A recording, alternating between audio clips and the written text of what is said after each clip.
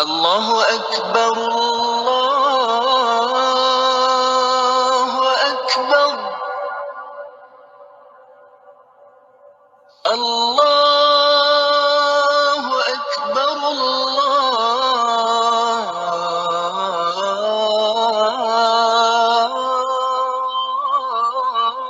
الله أكبر أشهد أن لا إله إلا الله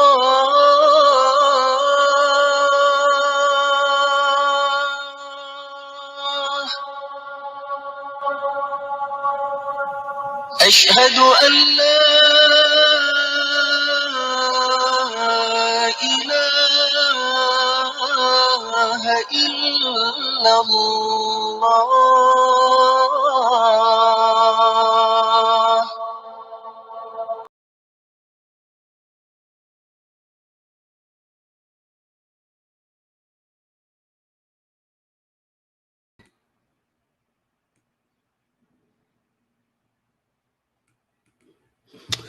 Assalamu alaikum. Rahmatullahi wa barakatuh. Peace be upon everyone who's watching. My name is Kenny Bomer. This is Consider This TV, where truth is made clear from falsehood. And I do bear witness there's no God other than Allah. And I bear witness that Muhammad sallallahu alaihi wasallam is his final servant and the seal of all prophets. Alhamdulillah rabbil alameen. Okay, so listen, we got two gentlemen backstage, two fine gentlemen backstage who are coming on here shortly to debate the topic, is the Quran a scientific miracle? And so I'll bring them on shortly. Let me make a couple of quick announcements before I do.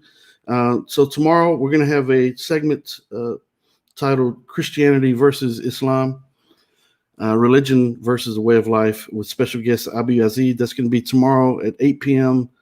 Eastern Standard Time. That'll be 7 p.m. Excuse me, let me back up. That's going to be actually 6 p.m. Central Standard Time, 7 p.m. Eastern Standard Time. And so be sure to tune into that, inshallah, God willing.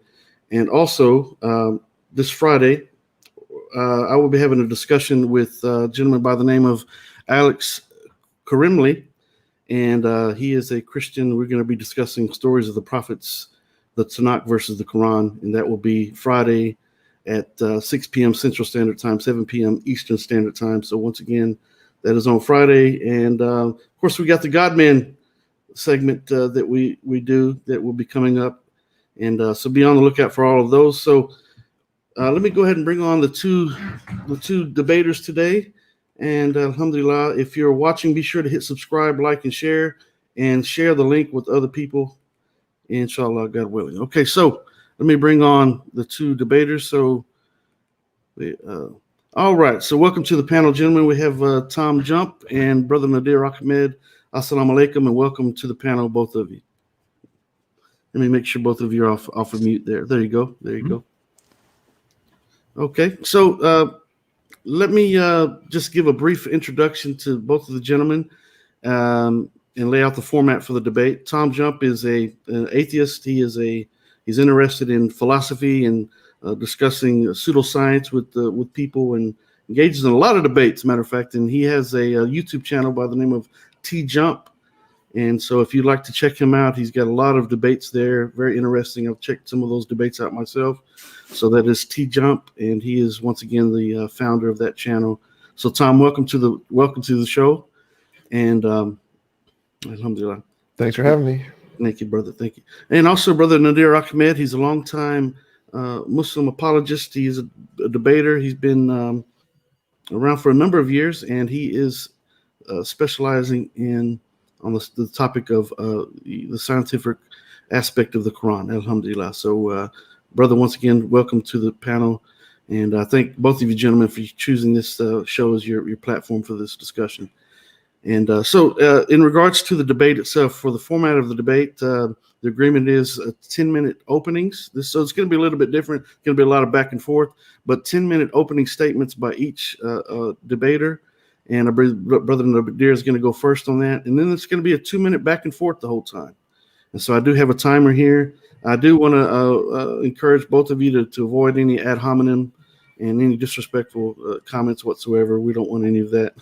Shucks. And so let's just be gentlemen and just engage in peaceful dialogue. and not insult one another. And also, people in the chat, make sure you be respectful in the chat if you could. Thank you to the moderators. Assalamu alaikum to the moderators. Please keep track of any rude and offensive comments in the chat, and let's eliminate that if you see that there. So, with that being said, if either of you like to make just a general opening statement before we actually get started, or if you want to wait until your allotted time, that's fine. But let me just open it up, let you tell each other hello or whatever you want to do at this point, if you'd like. Yeah. I mean, TJ has had some discussions. So I think he's pretty familiar with how this is going to go down. Okay. Tom, you have any just opening comments you want to make before we get started? Thanks for having me on. I appreciate the invite. Let's have an interesting conversation. Okay, brother. Thank you. I appreciate that. And once again, welcome. And okay, so brother Nadir, if you're ready, yep. Let me set the time. You're gonna have 10 minutes, and you should be able to hear the timer. Do you want me to give you any indication at 5 minutes or 1 minute, or do you have it? You want to just handle 30 the time? 30 seconds. 30 seconds is good. 30 seconds. Okay. Yeah. If that's, I'll just say 30 seconds, and we'll just leave it at that. Okay. Okay. So whenever you're ready, just let me know when you're ready to start your time. If you have an opening, just comment you want to make. That's fine. But let me know when you actually want to start your opening statement itself. All right, Bismillah. Okay, so I'm ready to start right now, and I'd like to thank Tom for participating in this discussion, this debate. And so today I'm going to be presenting irrefutable evidence, scientific evidence from the text of the Quran, which proves that it is indeed a scientific miracle. And now there are statements in the Quran which agree with science, which people could not have known 1400 years ago, yet they were mentioned in the Quran. I'm going to share my desktop over here real quick over here, show you my little presentation here. Now, I know there's been a lot of confusion about this. People who I actually respect a lot, people like Brother Hamza Zortes and others in them who have expressed some concerns about this. And I hope tonight's discussion will satisfy all those doubts. So, like I said, so before I begin, I want to set the record straight on some of this confusion. And so I want to introduce two important concepts. Can you guys see my desktop here? Yes. Okay. So the first one is in an acronym called COPS, C-O-P-S, and I'll explain what that means. You see, there are many verses in the Quran in which agree with scientific fact, which has only been recently discovered. But that is not what makes the Quran a scientific miracle, it by itself. There are many ancient books which do agree with scientific fact. Okay, and it all has a perfectly natural explanation. So what do you do when you see a verse, whether it's in the Bible or the Quran or whatever the book is? What do you do when you see this type of agreement with science? You call the cops. Okay, this is an acronym. You see, just before, first of all, let me explain. So long as they're not retrofitting the verse or making the verse fit with science and injecting science into there, so long as that's not the case. The C stands for a coincidence. Look, it could have been a purely accidental discovery, stroke of luck, a poetic expression. He was just trying to be poetic, a metaphorical expression which accidentally agreed with science. It was not the author's intent to agree with science. This is a coincidence. So by definition, what a coincidence is some kind of occurrence or some kind of something which happens, an event which was not planned or expected. It was unexpected. So that might be the reason why. So you just don't jump to the conclusion, look, it only could have been God, which could have been the author of that. There's many explanations. Or maybe let's go for the O. The O stands for, it could have been something obvious. Like if you jump in the ocean, you might drown, or there's dangerous animals in the ocean. Well, that's pretty obvious. Okay. Or let's go with a P now. The P stands for plagiarism. Maybe the author of that book borrowed from an existing source, an unknown source, or some secret source even, and he just copied from there and he presented it into the Quran or whatever that book is. Or maybe he was a scientist. Maybe he's observing nature and he's doing scientific experiments, and therefore he wrote those scientific experiments into the Quran or whatever his conclusions were. So there's many examples of that, okay, of what cops are. So when you see an agreement with science, you always call the cops. Now, the second important point I want to bring up is the issue of multiple interpretations. verses can have many good, perfectly good interpretations. For example, there was this TV show called In Living Color back in the 90s, really cool show. So this one guy, he used to dress up like kind of in a feminine way, the comedian, and he'd go up to people and says, "Excuse me, but are you bi?" And people were like, "Whoa, wait a sec, what are you talking about?" Bilingual. And that was really funny because what he pointed out over here is a very important principle in logic and religion. Was actually what he displayed there. See, that one word, "Are you bi?" has two very good equally valid interpretations. Are you bilingual or are you bisexual? So that was a very good example. So that's just an example of how I'm showing you things can have more than one interpretation. You shouldn't and that's what Dr. Carl Sagan said, you shouldn't run with the interpretation that suits your agenda, okay? And sometimes there's just not enough information in the text which positively proves that the Quran is referring to that scientific fact.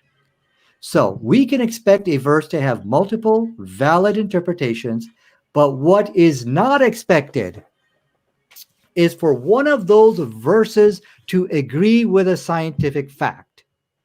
That's unusual. It can happen, and when you see that happening, you call the cops.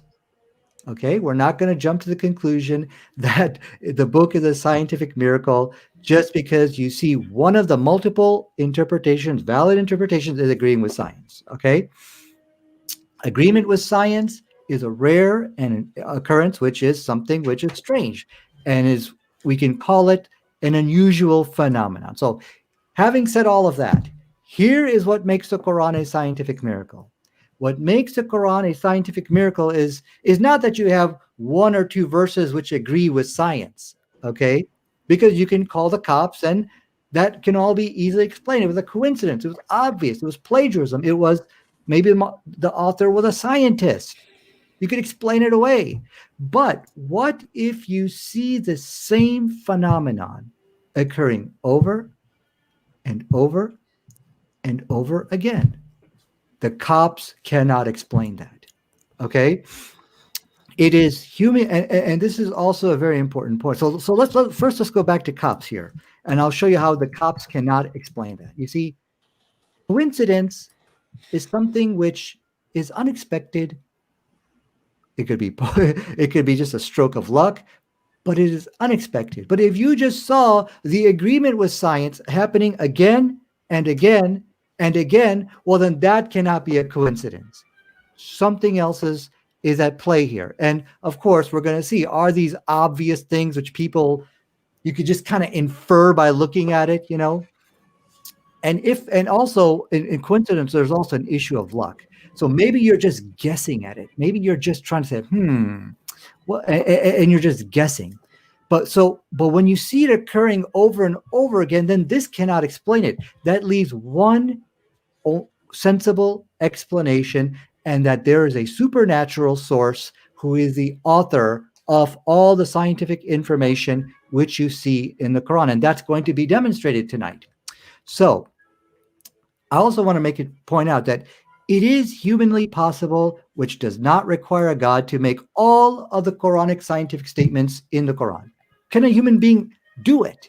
Well, sure, it's possible. But what is not possible is for one man to do all of these, is to continuously make scientifically correct statements over and over again. That requires a supernatural source. Okay, so here's what we know about the Quran. And we'll get to those cartoons in just a second here. I mean, later on in our discussion. That's usually the most favorite part. So we know that the author of the Quran, Prophet Muhammad sallallahu alaihi wasallam, and from an atheist point of view, he was a man who sat down to write a book, and he made decisions in there. I'm going to talk about 4 facts about bees, and I'm going to answer the question about alcohol, because that is there's been a lot of problems with that as well. And I'm going to tell you 1 fact about the brain, and I'm going to write 2 facts about the ants. And every time he's doing this, he's going to be rolling the dice. And I'm going to correct 3 scientific errors in the Bible. Oops, in the Bible. I'm going to write that down. Sorry about that. In the Bible. And we'll go over that. And this stuff has to be all right. I can't, there's no room for me to get this wrong. Okay. So the question, and this is what I'll be presenting to you. You see, you could probably get one or two of these, we could explain it away. Yeah, he's just, very lucky, or it's just coincidental. But is it possible what you're seeing on your screen here for Prophet Muhammad to state and get it right, and he rolls the dice every time he's doing it, he's rolling the dice and he strikes it and he's successful on all of the scientific information that you are seeing in front of you, which I will go into detail. I'm just giving you the brief overview. Probably not. That's pretty ridiculous to assume all of this. So having said that, I'll give up a little bit of time, maybe 30 seconds. And then when Tom comes back up, I will then start presenting the scientific evidences from the Qur'an, and we will start examining them. So I'll go ahead and turn it over to Tom. Thanks. Okay. Thank you, Brother Nadir. You did have right at 30 seconds left. So that was great timing. Okay. So Tom, let me reset this timer here. And whenever you are ready to proceed, feel free to go, and I'll start the timer whenever you're ready. Yeah, sure. So there's absolutely nothing significant about anything in the Quran. It's just a jumbled mess of random facts with no real significance scientifically whatsoever. Most of it was stolen from Greek philosophy, which was preserved by Islamic scholars and taught throughout the time period. That's why essentially no one in science really takes it seriously. I mean, the predictions in Hinduism are significantly better, but we still don't take those seriously. I don't know why Nadir thinks anything in the Quran is significant. Maybe there's some part I just missed when I was reading through it, but as far as I can tell, they're all pretty mundane stuff that pretty much everyone knew who was just around during the time. So yeah, there's not really anything significant about the Quran at all. I don't even know what a scientific miracle, that term doesn't really make any sense. There's no such thing as a scientific miracle. It's just it's not even incoherent. I assume what he means is that it's improbable that it would occur, so that it's hard to explain how a person could know something, but it's really not. Like, nothing Muhammad knew was particularly special or significant in any way. He doesn't compare to Einstein or Newton or Ramanujan, V.S. Ramachandran, Ramanujan, the mathematician, like the guy who saved 1 billion lives, Norman Borlaug. Like, there are a million brilliant people who did amazing things, and by Nadir's criterion, if we're saying that these things Muhammad did require a god, well, then all those guys I just listed require like 1,000 gods to support them, because they're significantly more prolific in what they accomplished, and Muhammad isn't really in anything he accomplished as far as I know. But I will look forward to hearing Nadir's arguments to see if he presents anything interesting, and I will end there. Okay. All right. Great. Did you want to? Okay, I guess he had a little bit more time, but okay, I guess I can start. Yeah. He said he wanted to end there, so okay, that was his opening. Okay. All right. So, Brother Nadir, you'll have 2 minutes. So, whenever you're ready, I'll start your time. Okay. Thanks. So let me go ahead and address some of that. Well, first of all, you said most of this was stolen from Greeks. This is what he was claiming. Well, if that's your claim, again, we could look at the Copts. One of the explanations is plagiarism. But if that's the case, that he's plagiarizing all of these things, then we can automatically declare an Islamic debate victory on that one. You know why? Because if you are going to go to the Greeks and the Romans and the Persians and steal information from those books are mired with all kinds of scientific errors. How are you able to zero in and pick up the scientifically accurate information from an ocean of misinformation, hypotheses and postulates and things like that? So if that's the case, that is obviously not going to be a very good explanation to explain away all the scientific information which I'm going to give you. You see, that's a one-trick pony. It could work once, maybe twice. But that's really, I would advise you, kind of give you a stern warning here. Don't use that as an explanation. You can if you want. You know why? Because we're going to run the probabilities of him getting these things right. And I'm going to give you 50%. It's a 50-50 shot of getting these things scientifically correct. But if you say that he stole it from the Greeks or the Romans, you know what the probability of what that does to the denominator of really going to those books and succeeding and really getting scientifically accurate information that works, that success, 30 seconds. that's going to be a lot more than 50%. You're looking at 1 over 1,000 or something like that. And I'll show you that. So it really is in your best interest, even though you may think that, don't bring that forth as your explanation, because that's going to make it so highly improbable when we crunch the numbers. And as you said, and in fact, you said something, there's no such thing. All the scientific information could have been done by others. I've already said that in my presentation. So you're chasing after a straw man. Okay, thank you, Nadir. All right, Tom, if you'd like to respond, you have 2 minutes. Nadir must have some new interesting understanding of a straw man, because if I literally copied what he said, then it's not a straw man. It's literally what he said. A straw man is when you misrepresent someone's position, but that's interesting. So yeah, we know that for sure, Islamic scholars took many information from the Greek. It was common knowledge during the time period. Muhammad absolutely knew it, unless he was a complete ignoramus. So the fact that he could recite that information that was known from the Greeks isn't really hard to surmise. There's nothing special there. And I don't know what Nadir means by that somehow improbable. Like, no, that's the most probable thing. Like, how would that be improbable that you heard other facts that other people discovered and then you recited those facts? That's how education works. I don't know if I don't know how Nadir comes to the conclusion that education is improbable. That's kind of how most kids learn things. I don't understand his argument there. So yeah, I really didn't understand any of his points there, because he didn't make any. He just kind of said stuff that didn't make any sense or wasn't relevant to any of the topics. So I don't know where to go from there. Okay, you still have 54 seconds. You want to stop there? Yep, I'm good. Okay. All right, so Brother Nadir, you have 2 minutes to respond. Go ahead. Whenever you're ready. Oh, yeah, sorry about that. Sure. Okay, so let me just share my desktop over here. So in my presentation, didn't I say it is humanly possible, does not require God to make all the statements in the Quran which agree with science? So this is a straw man. You're chasing after a straw man. I'm already giving you that. But what is not possible is for one man to continuously make scientifically correct statements over and over again. So that's the argument you're going to need to deal with tonight. So without further ado, let me begin the first agreement with science, and that's the question on alcohol. So we know from science say that alcohol is a drug. Okay, we know that from a scientific point of view, alcohol is a drug, and the Quran gave a scientifically correct statement in terms of alcohol, in which it condemned it. So, in fact, let me find my notes over here. Yeah, here we go.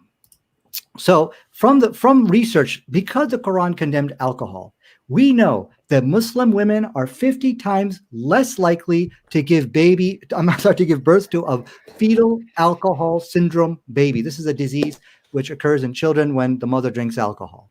50 times less likely. From a scientific point of view, the statement which the Quran gave, not only does it agree with science, but it has greatly helped humanity. Let me open up my notes here a little bit so you guys can see that. But not only that, but we also know 30 seconds. Some people, like indigenous people, who can't have any alcohol, and as a result, the landscape is filled with drunk indigenous people, as you see in America. There are none like that in the Islamic world. So now you have two options. Either he intended to do all this good, or he didn't intend. If you didn't intend it, then this falls under the category of coincidence, and we could chalk it up as a coincidence, as a human explanation for this. Okay, thank you, Nadir. All right, Tom, you have 2 minutes.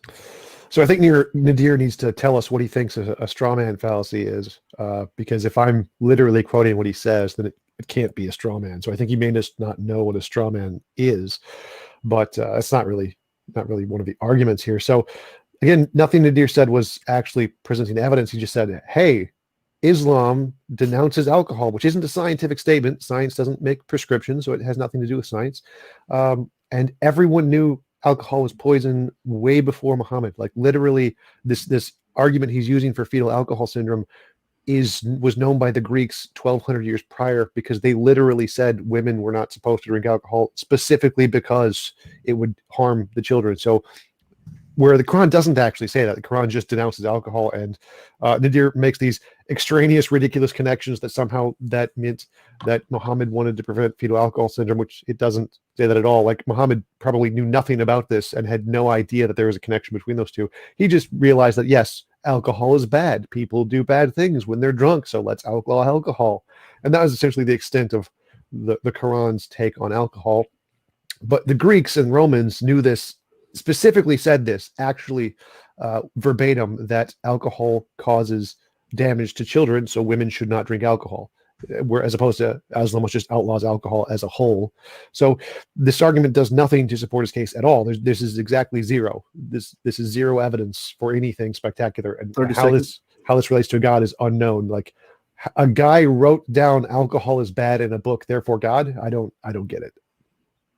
Okay. All right. So thank you there, Tom. And so, Nadir, you have 2 minutes to respond whenever you're ready. Sure. So actually, I agree with most of what Tom is saying, because at the end, he says he doesn't get it. Well, he's going to get it in the end. So when you, as I said, when you appeal to the Greeks and the Romans, they knew about this. So therefore, you copied from that person. The probability of copying things from the Greeks and Romans and actually getting it right is really high. We're talking about 1 over 1,000. Okay, fine. And then he said, Muhammad must not have knew nothing about this, about the effects of FAS and how it also, if you look in the other good factors which we see in the other good consequences which we see in the Islamic world, there's no drunk Indian people like you see in, or Eskimos and Aborigines as we see in the Western world. This is scientifically significant information, and the response the response to alcohol, which in the Quran is scientifically correct. From a scientific point of view, you don't need alcohol. You can go about your life without it. That is acceptable from science. Now, he said this is something which everybody knew. That's what he said. No, it's not that easy to come up with the right dosage there. Let me show you somebody who didn't know. Okay, and we take it to the Bible. So let me just first correct you here. John chapter 2, verse 7 and 11. Here we see Jesus turned water to wine. And then in many passages in the Bible, it says, drink a little bit of wine for thy stomach's sake. Wine 30 seconds. Medicinally. So here's what we have. As we can see, this, we can chalk it up as a coincidence, meaning he did not have the intent to save those millions of children from FAS and American Indians and people like that, but it accidentally happened because I was just copying from the Greeks and Romans, and or maybe it was just he was guessing, he saw something bad happening. So that means this can be chalked up as a coincidental occurrence, what we see in the Quran. So I'll move on to the next point after he gets done. Okay, thank you, Nadir. And Tom, you have 2 minutes. So Nadir attracted a straw man there, because I didn't say he copied this from the Greeks. Like, no one needed to copy this from the Greeks. Everyone knew alcohol hurts you. Alcohol is bad. You can see it kill people. There were always drunks who died from alcohol poisoning thousands of years before we knew of alcohol poisoning. This is common knowledge. Like, everybody knew alcohol is poison. That's kind of the point. You're just letting it ferment. It's just rotting something. So clearly, if you're poisoning it, it's going to be bad for you. This is the fact that a guy wrote this down in a book is not a scientifically significant fact. You could find billions of people who did this, literally. And telling you not to do it isn't a scientific fact at all. It's not a fact. It's a prescription. Facts are descriptive. Prescriptions are not. They're prescriptive. So this isn't a scientific fact whatsoever. It's just telling us not to drink alcohol, like pretty much everybody. And science doesn't care what you can live with or without. Science, again, doesn't tell you what you should do. It just tells you the consequences of certain actions based on facts. The Quran doesn't. The Quran just says, don't drink alcohol. And so it has nothing to do with FAS, which the Greeks already knew. So this wouldn't, even if it did, that wouldn't be significant. Like, if it literally said that women shouldn't drink alcohol because it could damage the baby, then that could be reasonably have been copied from the Greeks, because the Greeks already knew this. But it doesn't even say that. It just says don't drink alcohol. There's nothing significant here. This is like, look at the trees there for God. This is like a Donald Trump argument. Nobody knew that alcohol could cause FAS. No, This is a ridiculous argument. Okay, and that was right at the 2-minute mark. Okay, great. Okay, so Nadir, you have 2 minutes to respond. So let me correct him on his factual factual mistakes here. He said, "Oh, everybody knew alcohol's bad. Everybody knows it's all poison." No, I didn't actually. You see, we see in the Bible it actually prescribes alcohol for thy stomach's sake, and you will see actually alcohol is used medicinally. It's actually mentioned in many books as something favorable to drink, and there's many examples. I just use the Bible as one, so that's factually incorrect. But look, he's saying, look, Muhammad could not have known that he was going to save millions of children from FAS, and I totally agree with that.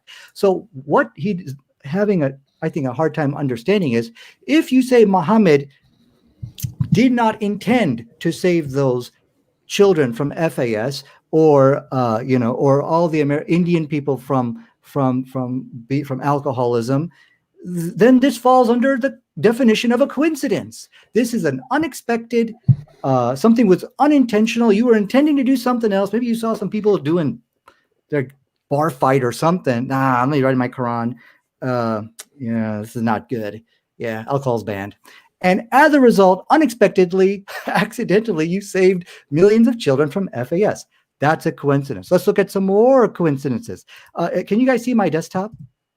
Not right now, brother.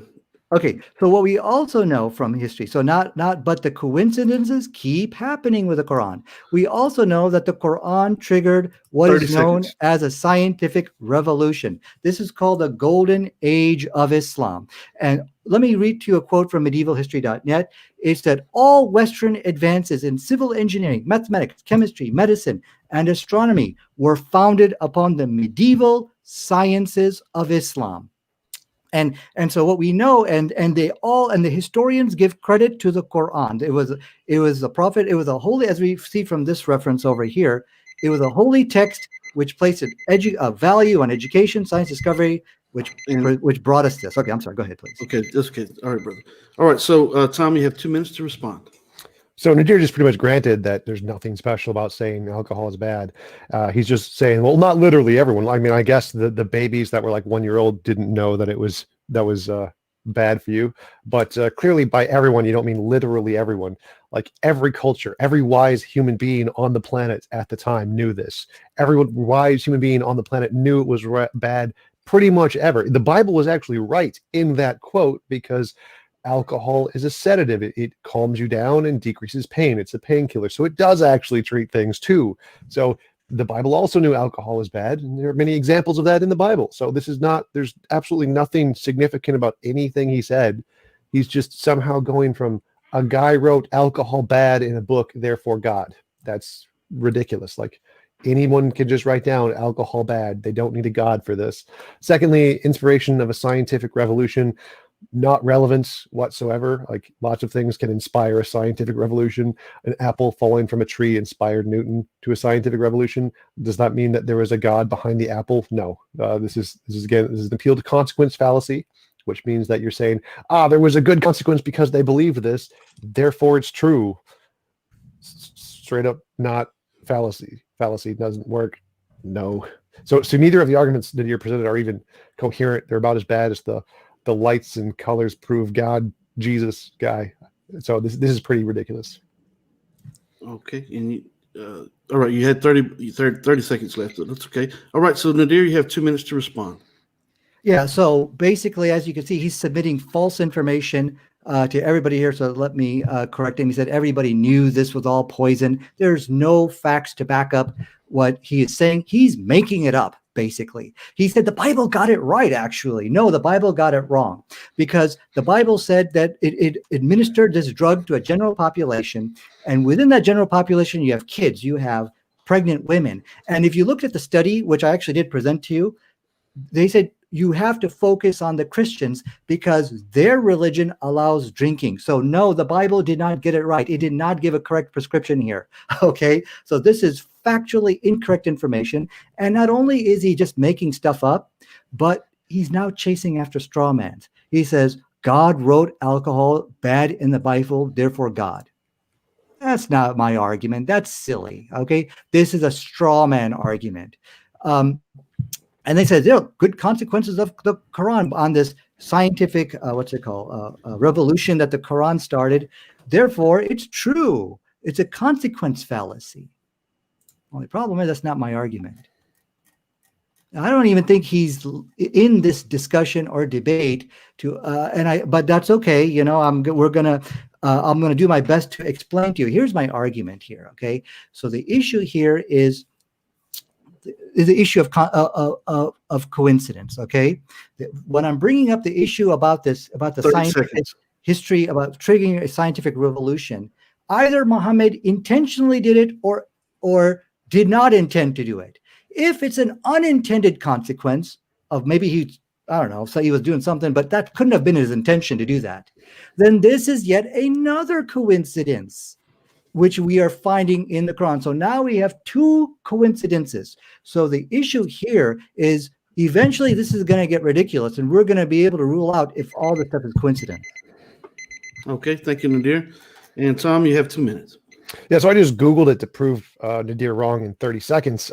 Yes, the Bible does reject alcohol. Say, don't drink alcohol in like multiple verses. It says, do not get drunk on wine, Ephesians 5. Wine is a mocker and beer is a brawler. Whoever's led astray of them is not wise, Proverbs 20. 1 Peter 4, 1 Timothy 5.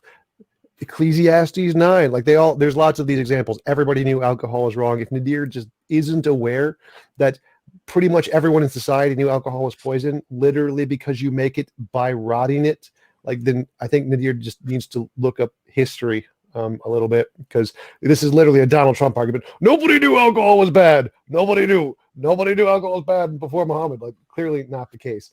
Everybody knew alcohol was bad. So there's nothing spectacular about this whatsoever. This is just the most mundane, boring fact imaginable that someone said don't drink alcohol. Like, I don't even know why he thinks this counts as evidence of anything other than, well, he could speak because he told people he didn't actually write it down, because that would be evidence he could write, which would be more than what Nadir has. So yeah, none of that's actually evidence, and neither is a second point that, again, causing scientific revolution, appeal to consequences, not actually evidence of anything. Like, Muhammad didn't actually present any scientific evidence of any kind. So if some people were inspired by the Quran to look into science and then cause a scientific revolution, Muhammad didn't do that. Those other people did. Just like God caused a scientific revolution for Newton when he thought that the planets were organized by God, but it wasn't the God that did it. Okay. All right, Nadir, you have 2 minutes to respond. Oh, thanks. So what's happening here? He's just, he's submitting fallacious and false information. Now he's claiming that the Bible condemns alcohol. So let me just refute him with scientific fact. If you go back to the study of where it showed Muslim women are 50 times less likely to drink to give birth to a fetal alcohol baby. The same study said, in contrast, wine is a part of the communion of the Catholic faith, and abstinence is much less common among Catholics. The study continues and say you got to focus on the Christians, because this is where we're going to find the fetal alcohol baby. So here's a question for Tom. He's just Googling here. If the Bible condemns alcohol, how do you explain that? And I can show you 2 or 3 different studies. All of them are focusing on the Christians. That doesn't make any sense. So anyways, again, he's just submitting false information at this point. And so he's chasing after straw man. But he's actually kind of giving me the rope to hang himself with here. He says, look, regarding that scientific revolution, which the Quran triggered, he says, Muhammad didn't do that. Other people did. You see, I'm glad you have said that, because what he's showing you is Muhammad, that was not his intention. Well, if that was not intention, but yet it happened, then this is yet another coincidence that we are seeing in the Quran. And remember, coincidence is something unexpected to happen. But if you see it happening over and over and over again, then this cannot be a coincidence. So the issue here tonight is not that, okay, the Quran is true because look at all the good consequences, and the Quran is true because it wrote alcohol is bad, therefore God. Those are your straw mans. Okay, that's not my argument. The issue here, you need to understand the concept of what a coincidence is. And these occurrences, which we're finding in the Quran, either it was intended or unintended. Go ahead. Okay. All right, Tom, you have 2 minutes. So again, I literally I read the quotes from the Bible proving Nadir wrong. Apparently, I don't know. Maybe he doesn't know how to read. I don't know why he doesn't understand that. Like literally, the Bible says in multiple verses, alcohol is bad. He thinks that because Christians don't listen to the Bible, somehow the Bible doesn't say those things, even though I just read them. Like again, appeal to consequences fallacy. The fact that people do or do not act on what it says does not actually change what it actually says. Secondly, again, nothing he said there was actually an evidence of any kind. Saying that people were inspired by the Quran and did stuff. That's literally the same of every ideology. If you have something that you're passionate about, that's what inspires you. People get inspired by cars and they make progress and discoveries. People get inspired by everything. People who are autistic get obsessed with a random topic like light or magnifying glasses, and that thing inspires them to make a discovery. Nothing about this is spectacular. This is literally just everyday stuff humans do all over the world.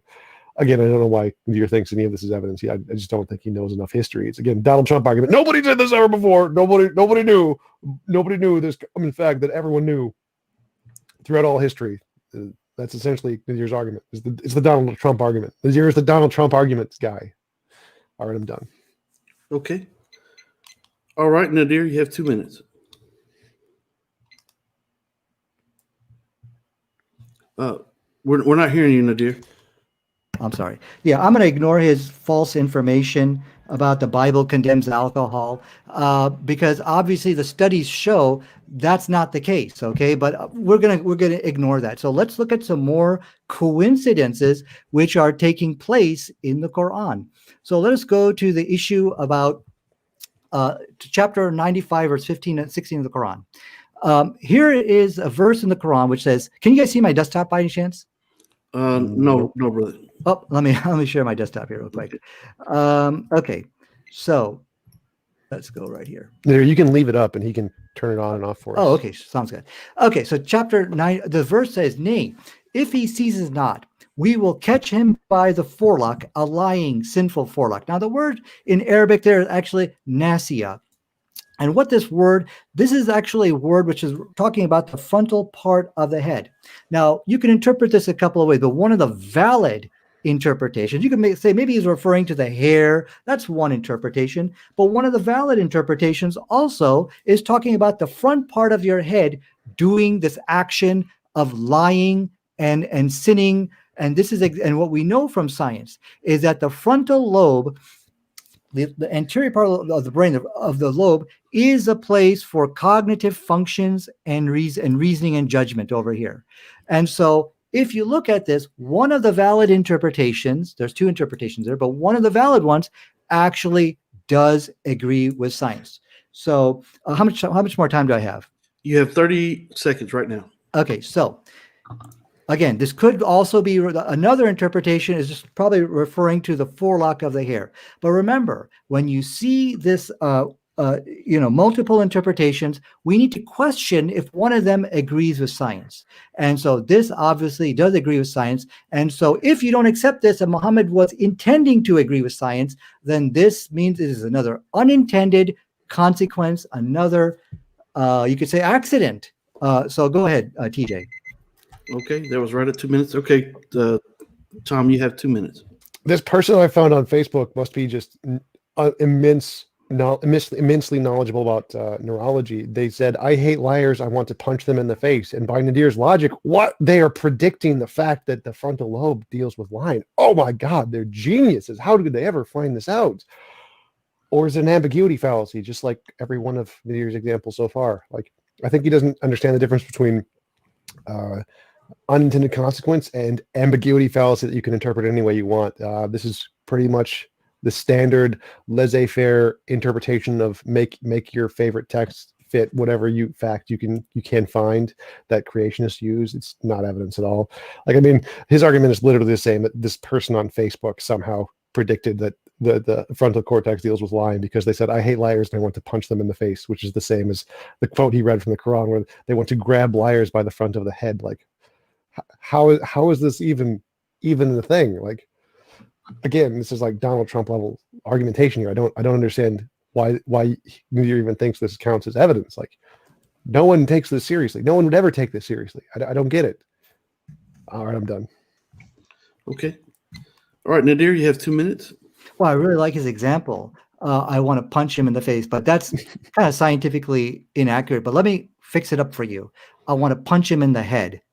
That guy's a liar. I want to punch him in the head. Now that will work. And so this constitutes as a coincidence, meaning, of course, when your real intention was you want to hurt him. He made you mad, but it was not your intention. That statement actually does agree with science because you're acting as if this part, the front part of his head, is what's causing him to do this type of bad behavior.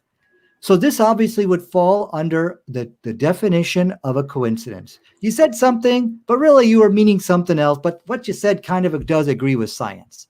And that's all I'm saying, what we are saying about the Quran. Look, this verse, it is not a matter of me just making the fact, kind of reading science into the Quran. That actually is a very logical and sensible explanation for the verse. There's many, like I said, a lying, sinful nasia. If the verse literally says that it is this front part of the head which is causing him to lying and sinful. So what he says, why does this count as evidence? Because this adds to the case of coincidence.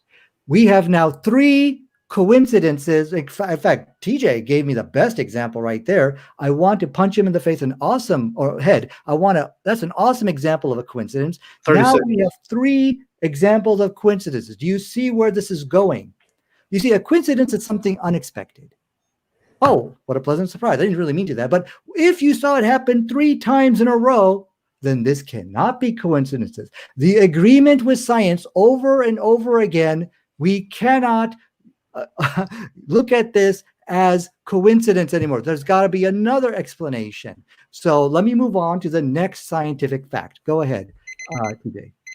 Okay. All right, Tom, you have 2 minutes. Yeah, so apparently Nadir thinks saying alcohol is bad, inspiring people that follow you, and saying that you want to grab someone by the front of the head because you're angry at them is somehow evidence of God. Like, these are the most mundane, boring facts imaginable. Hinduism has better predictions by like a significant margin, by like millions of times. It predicts the Earth is 4.3 billion years old and it's actually 4.5. So they were pretty close on that one. That's really good.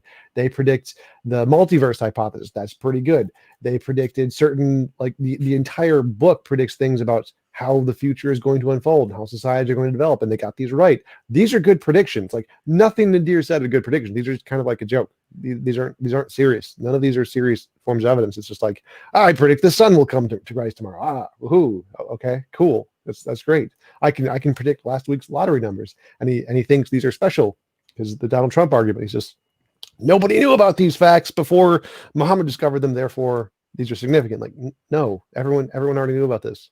These are not valid arguments. This is kind of a joke. All right, I'm done. Okay. All right, Nadir, you have 2 minutes. Yeah. Okay. So basically, he's submitting more false information. He says everybody knew about the issue about the front forehead being the area for decision making. This is factually incorrect. I mean, so there's no real reason to chase after straw man arguments. So, not only is it just straw mans, but factually incorrect. He says he's again saying alcohol is bad, therefore it's some kind of proof for God. That, as I hope everybody can hear tonight, that's not my argument here. Okay. Then he brings up the issue of Hinduism, and there's predictions and stuff, and he submitted more false information in there. The issue, there were Hindu scientists which created that prediction and wrote it in a book. So this is even more false information, but that's okay. I don't care. If you can find another book which is scientifically miraculous, Allahu Akbar.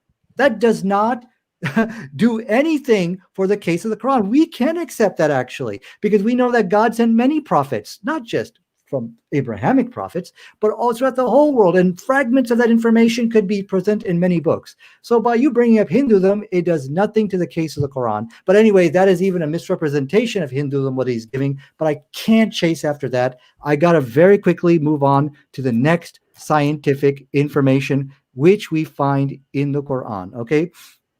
And so let me go ahead and share my desktop over here real quick here. again, and this is talking about barriers in the sea here. 30 seconds. So and I'm going to go very quickly through this. I only got 30 seconds. So what we see over here, the Quran says inside chapter 55, verse 19 and 20, that in the seas there are barriers. Look what science says over here.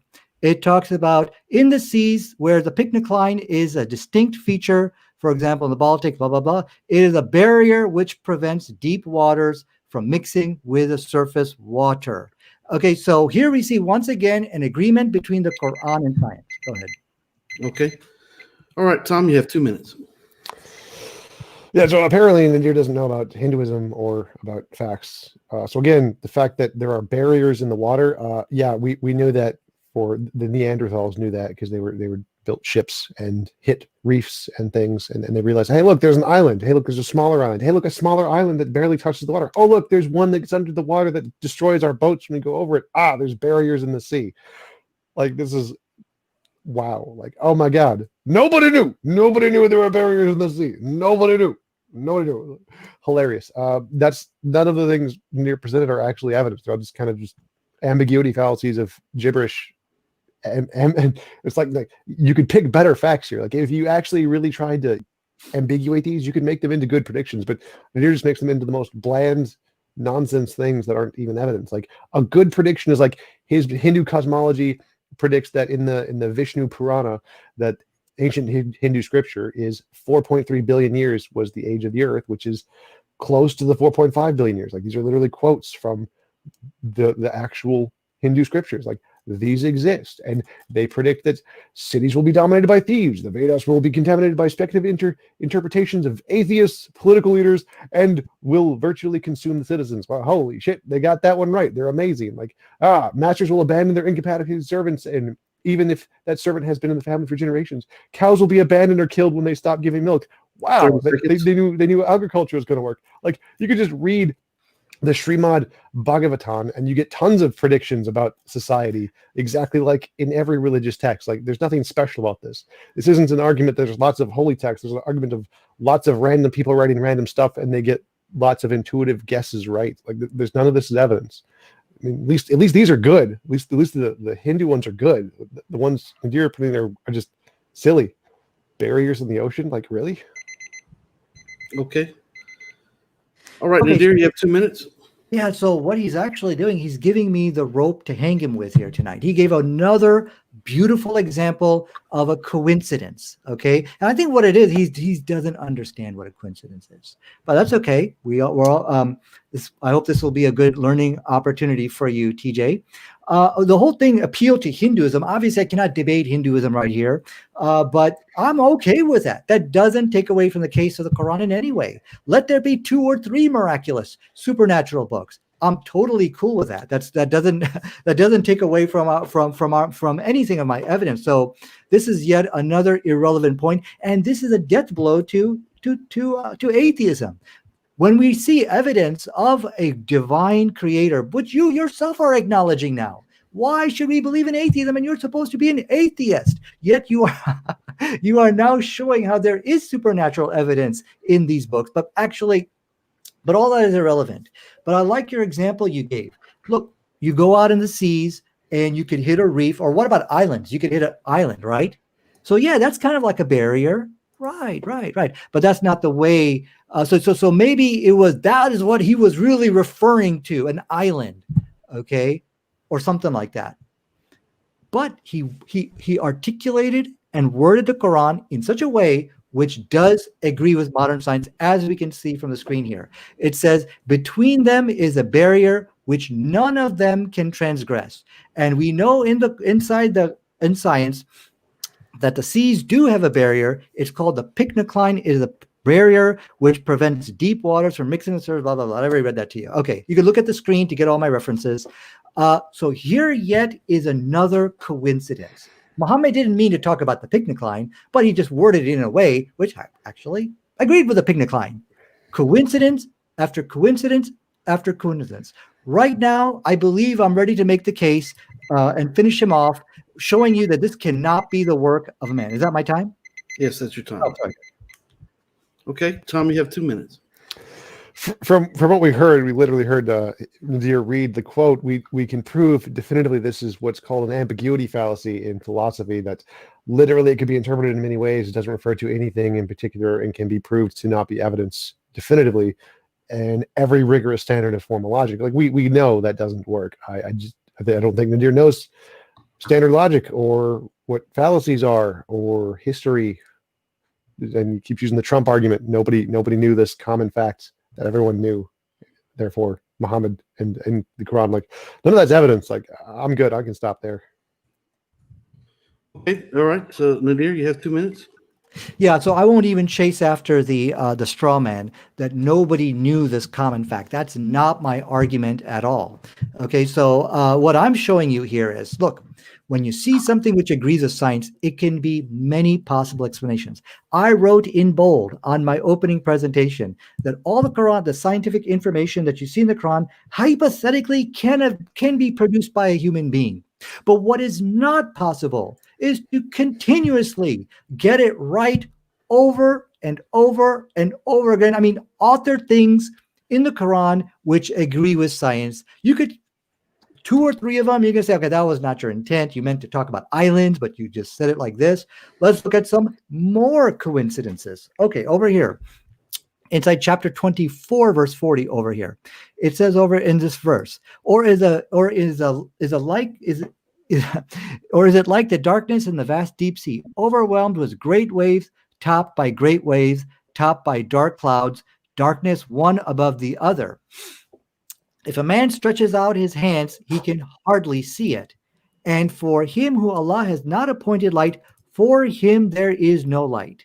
So what we know, it says in the vast deep seas. Now that's open for interpretation. It could be like far out into the sea. Well, and the Bible and other books kind of talk about that in the vast deep seas. That's what I mean. They're going far out into the sea. But if you look at the text, if you stretch out your hand, you can hardly see it. Now you're talking about something inside.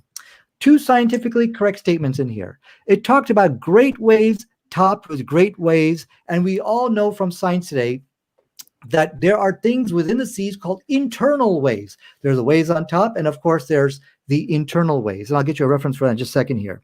But not only that, but we also know that once you travel down, I think like 1,000 meters down into the ocean, you are going to come to a point where there is absolutely no light. For example, 600 feet. I'm sorry, go ahead. Okay. All right, Tom, you have 2 minutes. Wow, another benign fact everyone knew at the time, that the deeper you go in water, the darker it gets. So probably at the bottom, there's no light. Like when you look down, you see nothing because light doesn't reflect off the bottom. Again, another super benign fact that everyone knew that isn't evidence of anything. Like, I don't know why Nadir thinks these are special. Like any 8-year-old could have predicted these at the time of Muhammad. Like there's nothing special here. I don't get it. Again, real predictions are made by the Hindu religions, like Ramanujan, the great mathematician, one of the greatest in the world, attributed his mathematics to a god, said it was given to him by God. Like, at least that's good. Like that's actual data, actual novel information that no one had discovered before. Nadir is just listing random facts that everyone knew and saying this is special. How? What? Like, I find it hilarious. Like, I didn't realize people thought the Donald Trump argument was a real thing. Like wow, nobody knew this random fact. Therefore, evidence. That seems to be his argument. It's pretty hilarious. All right, I'm done. Okay. All right. Yeah. Nadir? So he's submitting false and misleading information again. He said these are all random facts which everybody knew. Look, TJ, I did tell you that when you make claims, because we've had this discussion before, you say things which there is no proof for. And if you research, these things turn out to be false. And so I did ask you that when you make a claim, you need to back that up. Look at the screen. Look at what you're seeing on the screen. Look how much time I spent getting references from science, and so that I can back up what I'm saying with reference. Now, you are saying that the Bible condemns alcohol. You are making all kinds of outrageous claims here. And you're also making outrageous claims about Hinduism, but I don't care about that because you are doing a great job of telling us why we should not be atheists, because there is proof in these other religions. There is proof of a God. Look, they're in the Hindu religion, and I'm okay with that. But look, I'm going to ask you to please bring references. Now, these facts which I'm stating for you, We know there are people who study the oceans, and I can tell you this is not mentioned in any book.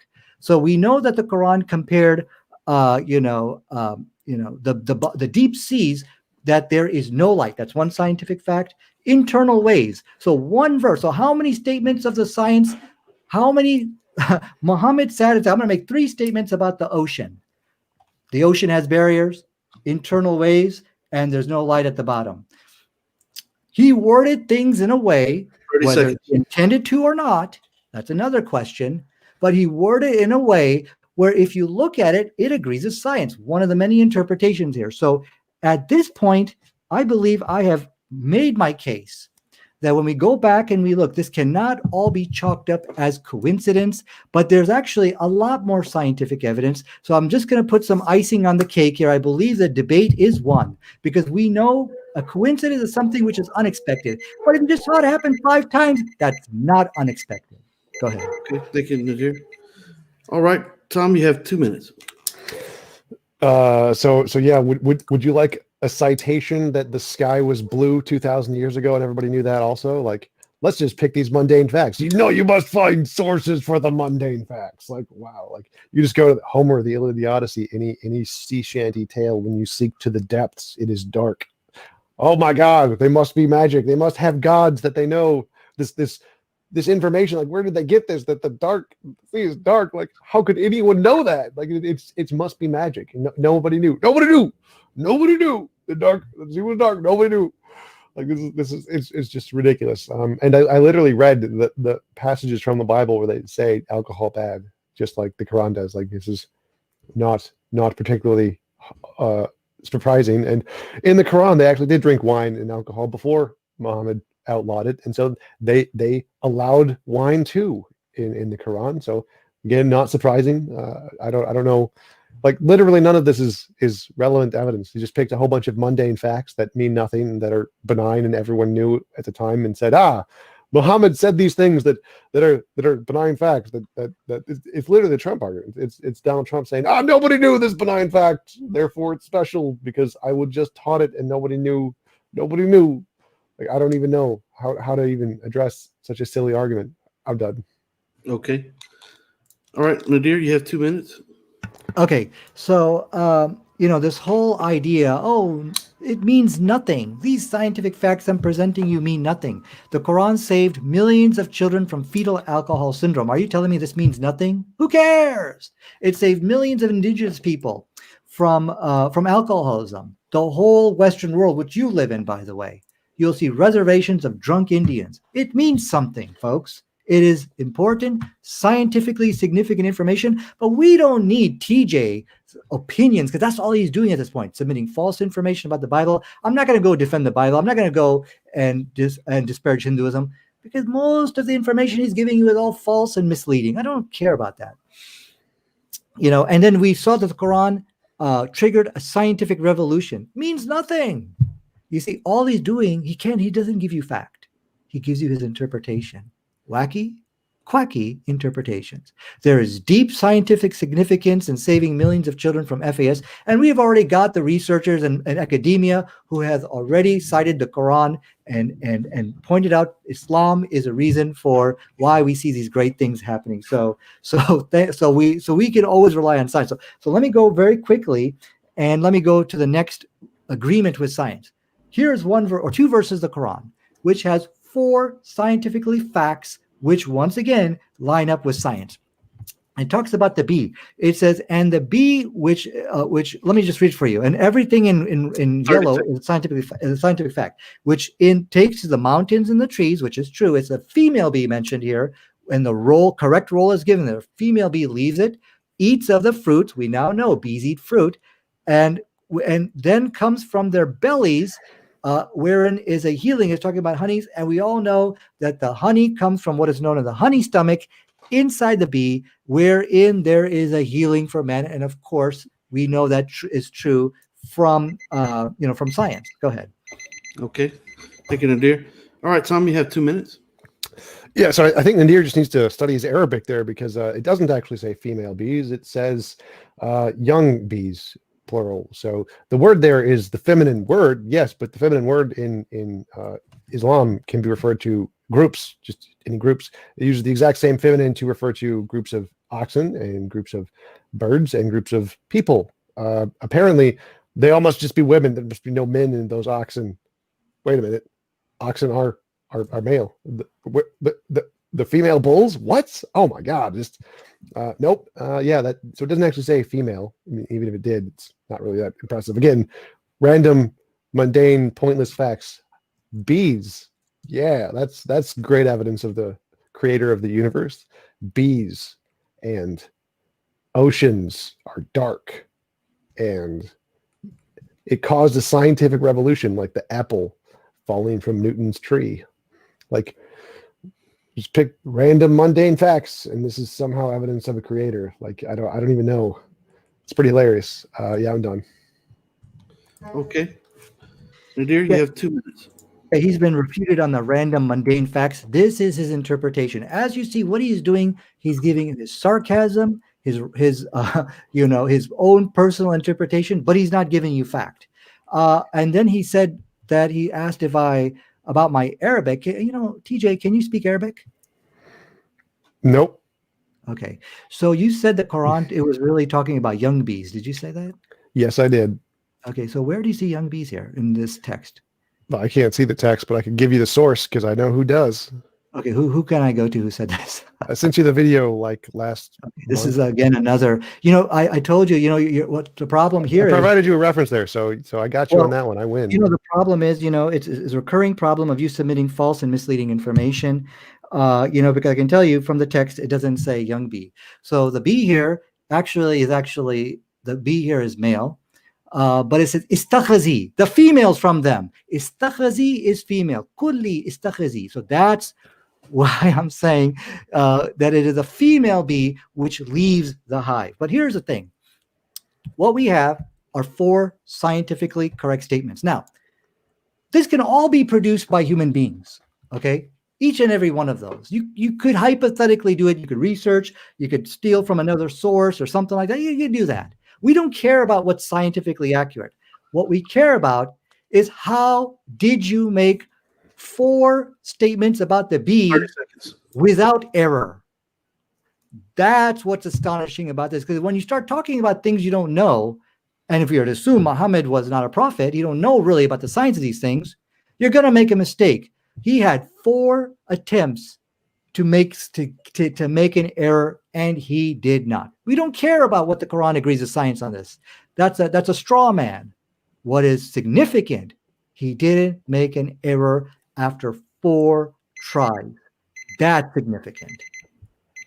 Okay. All right, Tom, you have 2 minutes. Bees have wings. Bees can fly.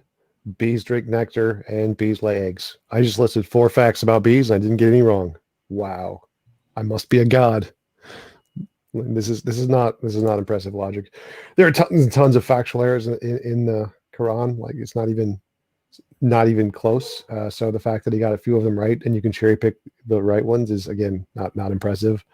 Ambiguity fallacy, cherry picking fallacy, Texas sharpshooter fallacy. Like, literally all he's doing is just known formal fallacies that don't work. None of them are evidence, and he's just picking the most mundane, ridiculous facts because the Quran doesn't really offer anything significant. Again, all the things I showed from Hinduism are actually more interesting. None of them are evidence of anything. It's just more guesses. And so, yeah, it's pretty silly that he thinks this is actually evidence of a god, because it's not. None of it is. It's pretty silly. Okay. All right, Nadir, you have 2 minutes. Okay, so won't even respond to his personal interpretations. This is silly. There are things more interesting. There's nothing significant. All of this, I think, has been debunked. We showed very significant information in the Quran. So these are just things which really I'm going to ignore. And then he tried to pull a canard in which he says, look, I could bring you 4 facts about the bees. They laid eggs, they laid hives, or whatever. There are obvious things which you can deduce about a bee, which is not miraculous, of course, but that's not what we have here. The gender of the bee, which we talked about, is something which is determined by a microscope. Bees eat fruit. In my discussion with PZ Myers, I'm sorry, even he didn't know that bees eat fruit. 99% of people don't know that bees eat fruit. This is actually a modern day discovery that there is a honey stomach. This is not information which people generally know.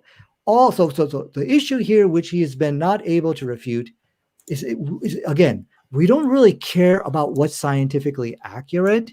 What we care about is that he made 4 attempts and he didn't get it wrong. At this point here, I believe we have enough information to prove that the Quran is indeed a scientific miracle, but I just would like to finish him off on a couple more scientific facts, just as icing on the cake. And so 30 seconds. Okay, so once again, we're going to go to ants. The Quran made 2 scientifically correct statements about the ants. It says over here inside chapter 27, verse 18, "O ant, enter your dwellings, that you not be crushed by Solomon and his soldiers while they perceive not." So it's talking about talking ants. Well, this is something which has only been which is only recently discovered, that ants actually do talk. They do communicate. Google keyword search, talking ants. There's many examples. So the other thing is, look, this is also an alarm being set off. Go ahead, please. Okay. All right, Tom, and you have 2 minutes. Yeah. So again, one of Nadir's earlier arguments was that somehow the fact that the Quran saved many people from fetal alcohol syndrome is evidence that it's true. Well, that's straight up an appeal to consequence fallacy. Again, he just keeps listing mundane facts, which I've already debunked. Like, I'm ready to go to Q&A. I've crushed him so badly on this. It's just hilarious. So I'm done. Okay. All right, Nadir, you have 2 minutes. We can't hear you right now, brother. Oh, I'm sorry. So let me go ahead and sum it up for you very quick here. There's one more scientific information. We now know from science today that yes, ants do talk. In fact, you can probably Google that. Let me get a reference for you. Where is it? Yeah. Simple, hear ants talk. You can Google that. You can look at the references. We've got the voices, which you can. Now, let me quote from you from a Vice article. Remember, the Quran said not only do they talk, but they sound off an alarm. The sounds made by a mature ant pupa serves 2 functions. The research suggests the first, as indicated above, is to signal an alarm. Okay? What did the Quran say? It talked about the ant signaling an alarm. "O ants, enter your dwellings, that you not be crushed by Solomon and his soldiers while they perceive not." That he is sound, and this is exactly lining up word for word what we know from science. So again, let me show you the Google keyword search over here. Listen to these baby ants talk. You can listen to their voices, so that once again the Quran is scientifically accurate. So I'm ready to sum up my points over here. Let's go and call the cops, because we see a lot of scientifically accurate information over here. Okay. What is a source of all of the scientific information which we have listed for you? Okay. Could this be a coincidence? No. Because 30 seconds. a coincidence is something unexpected, but if you saw it happen, at least with a bee 4 times in a row, and you see it over and over again, and TJ handed me the rope to hang him with by giving me wonderful examples of coincidences. That is not a coincidence. This cannot be a coincidence. The information in the Quran, if you look at it all in its totality, is it something obvious? No. Is it plagiarism? No. Could he have been a scientist and just discovered this? Well, no, and I'll explain to you why in my next minute. Okay. And Tom, you have 2 minutes. I'm ready to go to Q&A. This is just boring. I've debunked everything he said already. Okay. All right. Well, So can I take Nadir, the last 2 minutes just to make my point here? sure, go ahead. Okay, thanks. So this cannot, the work of a scientist, it comes with trial and error. It comes with postulate, theories, hypothesis. We don't see any of that in the Quran. What we see are exact, scientifically correct statements in there. So the thing is this: look at all of the scientific information in the Quran. Let's sum it up here. We talked. In fact, I can find my summary here. Here we go. We saw that the Quran was right, gave the right answer on alcohol. 4 facts about bees. 2 facts about ants. 1 fact about brains. 3 facts about the seas. And then we didn't go over a lot of this. Number 7, we didn't go over, but that's okay. And then to top all that off, it's sparked a scientific revolution which has benefited all of humanity. What is a source of all of the scientific information? Individually, you could do it. You could say Muhammad had no intent to do any of these things. He meant something else like islands or whatever, barrier. Fine, that's coincidences. But that doesn't explain it. There's only one intelligent conclusion based on the scientific information, and that is the supernatural source, along with our Hindu brothers, no problem. But what we have proved beyond a reasonable shadow of a doubt is that the Quran has a supernatural origin based on the scientific information which we see in it. One man cannot be the author of all of the scientific information, and I think that case has been made. So in my remaining 30 seconds here, it's not just that the Quran is scientifically accurate, but the Quran will also bring happiness and goodness into your life. And yes, that has been scientifically proven as well. Let me show you this research over here. So here we see over here, the Muslims have the highest life satisfaction. They have a feeling of oneness that trumps Christians, Buddhists, and yogis, as studies suggest. Muslim, please. So it will bring goodness into your life. Go ahead. Okay. So, Tom, you said you're ready to go to the Q&A. And Nadir, you ready for the Q&A as well? Oh, yeah, sure, yeah. Okay. Do you gentlemen need to step away and get a drink of water or anything before you proceed? We're good. Okay. All right. So if you'd like to join the panel and ask a question, I'm going to post a link for the panel in the chat. For the people who come on to the panel, you'll have 1 minute to present your question. And please don't try to come on and try to debate yourself. You're not here for that. You just have 1 minute to give your question. I do have one question initially that I've seen in the chat, and it's for Nadir. And it says, Nadir, when you mention barriers, the barrier verses of the Quran, what do you mean by the barriers that do not cross one another? Are you referring to reefs and islands, or are you referring to the bodies of water themselves? I'm not sure. So what exactly? I'm not sure if I understand the question here. The quote from the Quran says the two things do not cross, and he's asking which are the things to which the things do not cross. Well, let's go there. So the verse actually la yanbaghi, that is actually what it says. So when it says, what is this word baghiya? This word over here, this transgression. Well, if you take that word baghi, which is right over here, and you put it into Google and images, don't do that. You might come across some very explicit pictures, because baghi means some kind of terrible transgression, and in many cases you will see it actually refers to sexual immorality, something like that. So here, there's many ways you can interpret that. Some of the interpretation is that they do not violate God's law. That's one interpretation. And if you go to Jummah Khutbah, you will hear the word baghi, that Allah save us from the baghi, from the terrible immorality, sexual immoralities of this world. So again, this is that is what the word baghiya actually means. I hope that answers your question. Well, Nadir, I think you missed the point of the question. It's talking about the bodies of waters themselves that do not mix.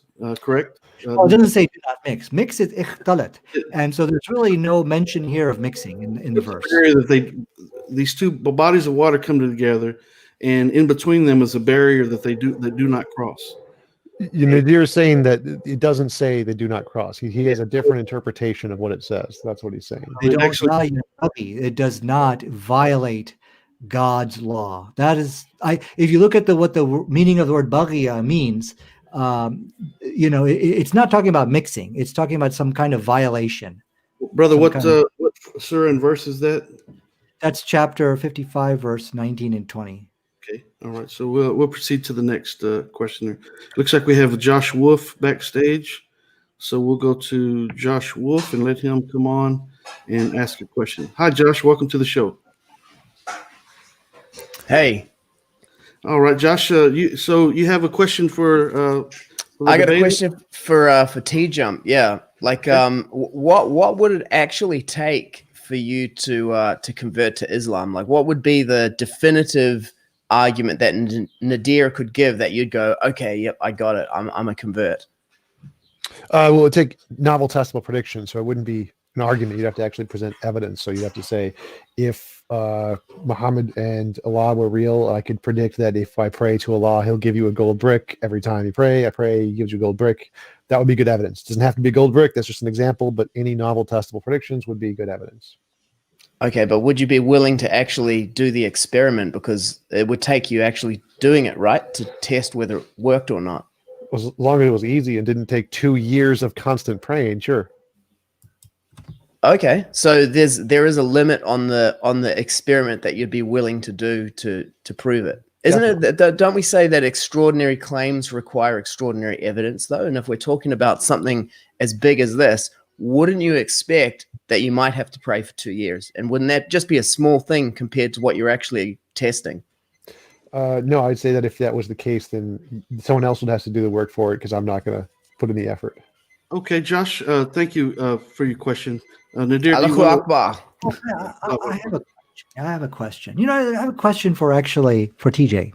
You know, TJ, I spend a lot of time showing you the great things Islam has done for humanity, saving children from fetal alcohol syndrome and saving indigenous people from alcoholism. And the list goes on. I even showed how Islam brings happiness and goodness in your life, all documented by science. Muslims have the highest life satisfaction. They have a feeling of oneness that trumps Christian. And this from the research, and the list goes on. And so here's my question for you. I can show you all this documented from science and academia. What good has atheism done for humanity? Well, atheism actually made the largest contributions to science in the past 20th century of anybody. So pretty much everything in the past 200 years has been pretty much mostly thanks to science. So all of our medicine, all of our technology, all of the standards of living are pretty much due to atheism.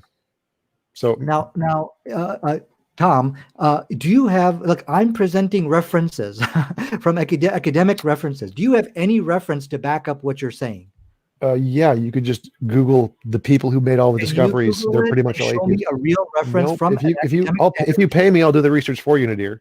So as of right now, there's nothing which has been documented by science. Nope, I do. I'm just not going to give it to you because I don't have to. So you don't have to. If you just know the basic history of science, you know the vast majority of discoveries in the past 20th century are from atheists like Nima Arkani-Hamad, like Sean Carroll, like Carl Sagan. This like is your Neil Turk. Yeah. No, those were all names. Those were, I can't interpret their names from a scientific academic standpoint. I just gave you a whole bunch of names. If you want me to, Nadir, stop interrupting. Nadir, don't interrupt. If you want me to do the research for you, pay me. Okay. It looks like we have another follow-up question to Surah 55 of the Quran verses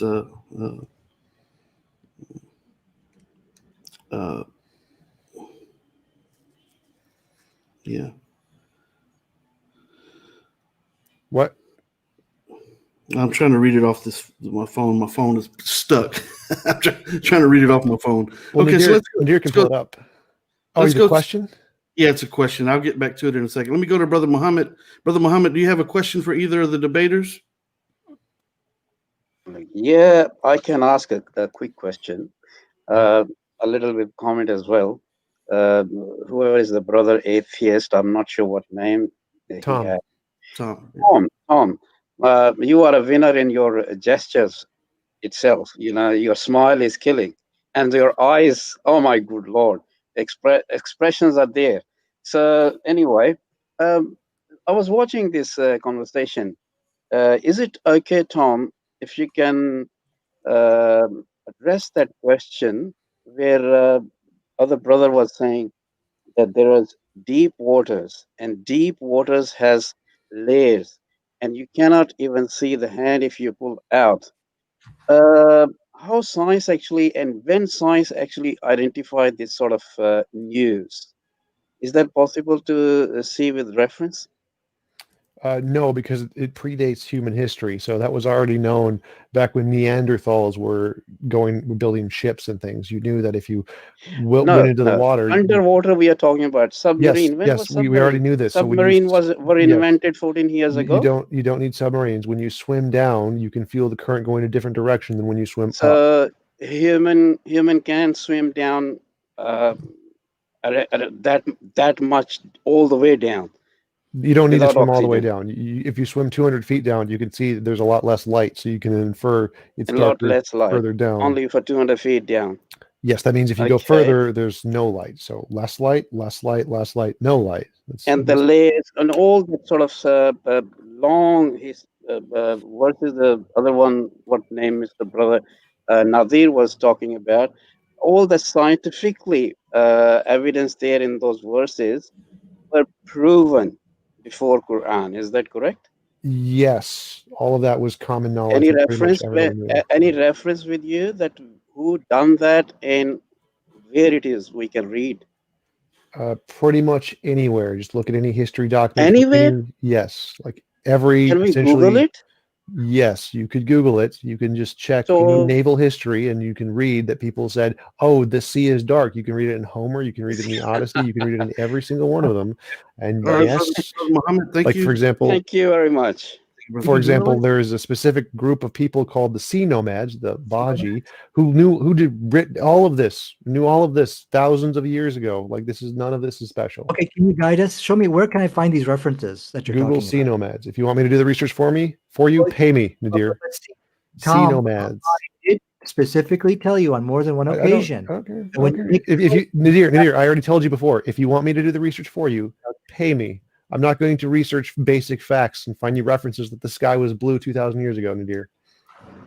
Okay, so let's go back to the question about the bodies of water. The person saying it actually gives reference. So it's saying that in verse 17 it says he is Lord of the two east and two west. Excuse me, I'm going to the wrong one here.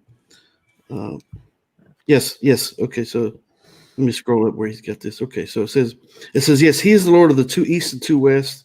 Then which of your Lord's favors will you deny? He merges the two bodies of fresh and salt water, yet between them is a barrier that never cross.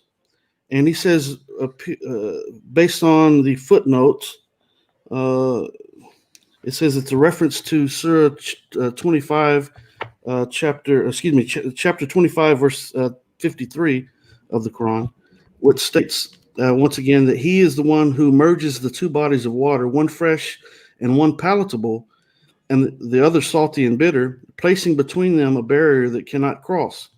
And so the footnote, it says that this refers to estuaries where salt and fresh waters meet, forming brackish water. Although both waters mix together, each still keeps its distinctive qualities. So Nadir, can you explain this in light of these verses? See the verse, this is a very different verse from the one I quoted. I quoted chapter 55. That one is talking about between fresh and salt water. I don't know a whole lot about that. I did not. That is not part of my presentation, so I'm going to stay silent on that because I never really looked into that one. Okay, so do you gentlemen mind if I add to something just briefly along those lines? Sure, go for it. So, from a scientific aspect, yes, the Quran does indeed mention these two bodies of water that come together, the fresh water and the salt water, and that between them is a barrier that does not cross, that they cannot cross one another. And this is actually a scientific fact that has only been discovered with modern science.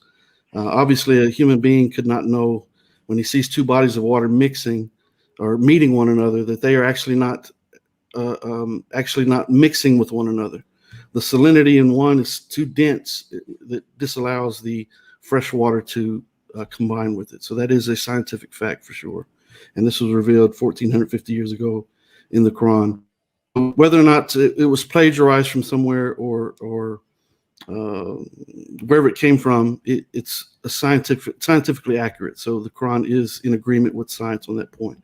Okay, so let's go to another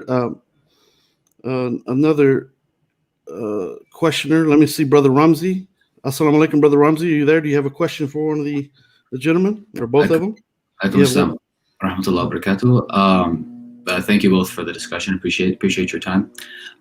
First, I want to. My question is, so Tom was it? Sorry. Yep. Yeah. So a lot of your explanations have just been okay. So someone could have done that. Someone could have done this and done that. Okay. And I think that's been well responded to. But here's my question. I'd like to see your response. Is it okay if I bring one example, Kenny? Sure. Yeah, Sure. yeah. 30 seconds. Sorry. In the Quran, chapter 21, verse 32 says, "And we made the sky a protected ceiling, but they from its signs are turning away."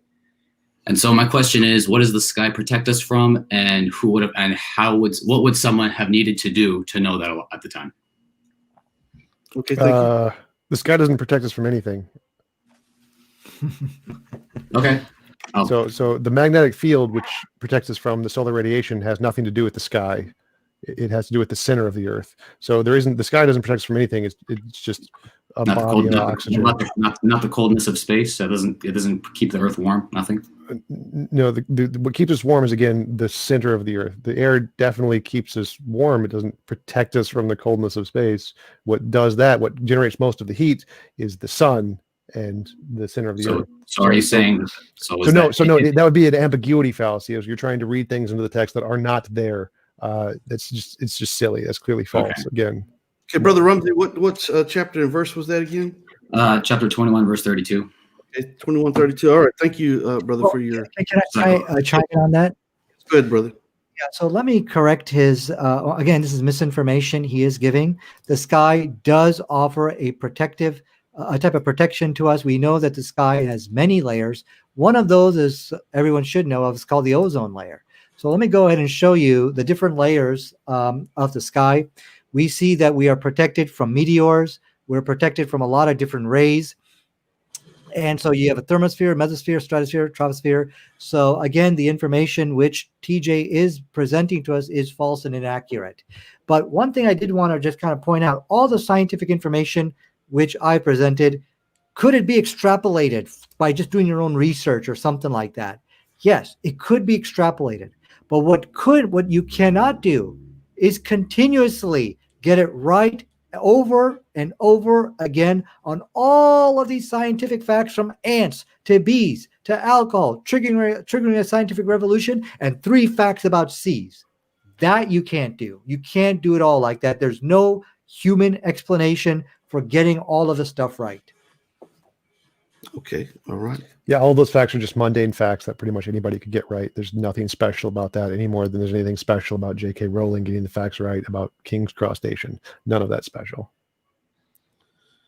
Okay, I see another question in the chat. It says to both debaters, when the Quran makes reference to the bees eating fruit and the female in reference to this, hold on, let me see. I can barely see it because it's too small. When the Quran makes reference to the bees eating fruit and the gender of the female bee, is this not scientifically accurate? And if it is scientifically accurate, then do you agree that it confirms what the Quran has stated? Was that for me or? It's for both of you. Probably I me, I guess. Yeah, so these are all 4 scientifically correct statements. Bees, there was a female bee which leaves the hive and goes about its way, as the Quran mentioned. Honey is made from within the belly. Honey has a cure and healing in it. All this information is accurate. And of course, bees do eat fruit. We now know that from science. Just Google, do bees eat fruit? You'll get the answer on that. So the issue about what I want people to look at is, okay, let's say you're guessing at this stuff, and maybe you're just borrowing from other sources. You're going to get it wrong. You're going to have some errors, some truth, and some errors. See, if these 4 facts were mentioned in 10, different statements with some errors and some right stuff, all right, I can understand. Nothing miraculous there. But nobody can make 4 statements about bees without making an error. That's not, it's very, very improbable for you to pull off that stunt and then turn around and make 2 statements about the ants and all the other scientific information.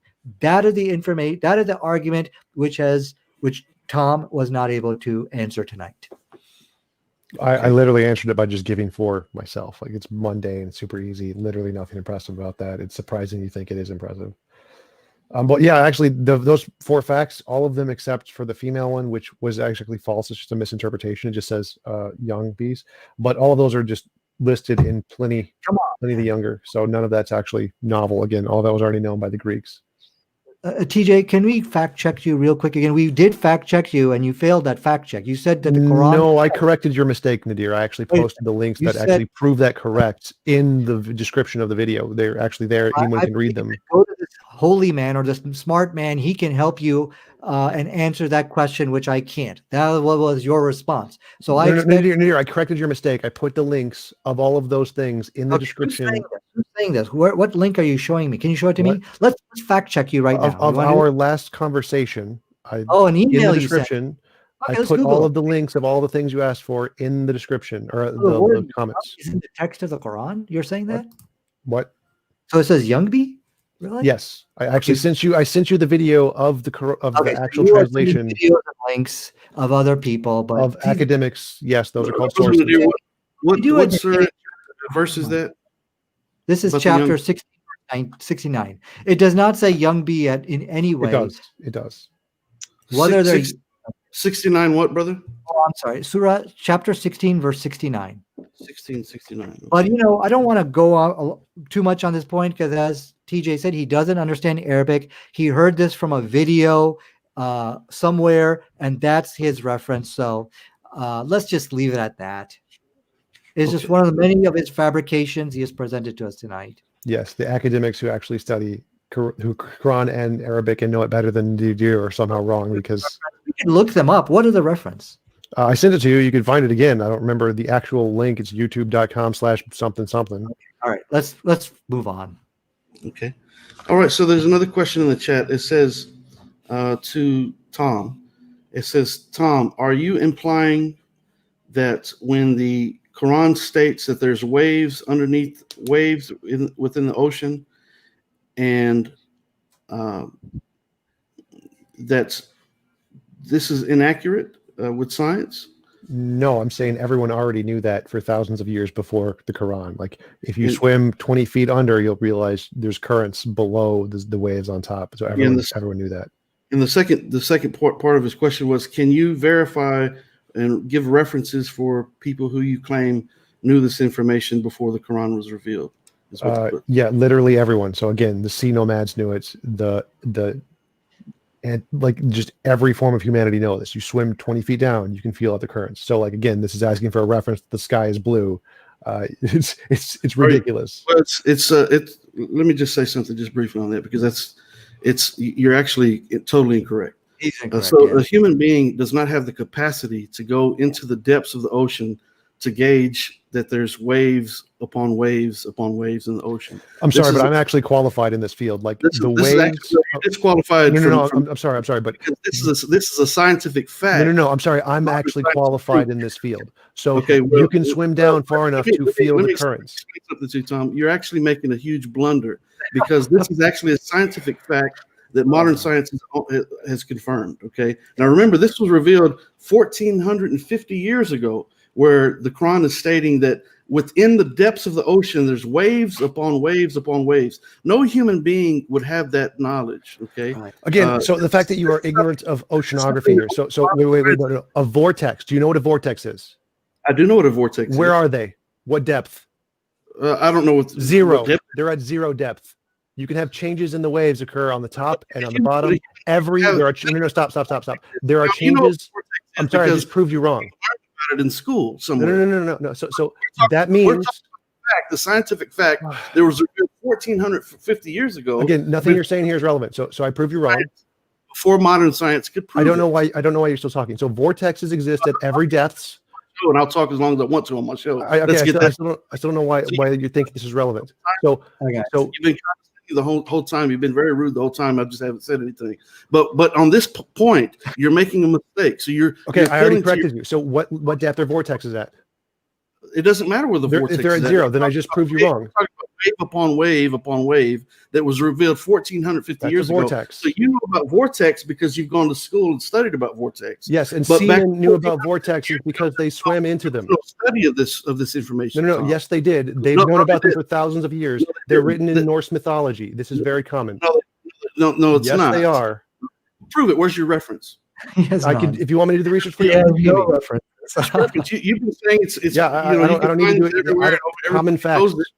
that's Yeah, if you want me to do research for you, pay me. I'm happy to. I'll prove it for you, but otherwise, I don't need to. the debate. So then you have to be able to back your point. nope, I don't have to. I don't have to at all. I can just, it's common knowledge.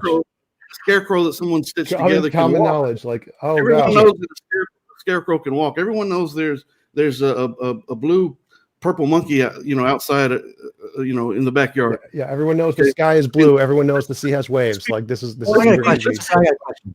More sincere about the arguments here.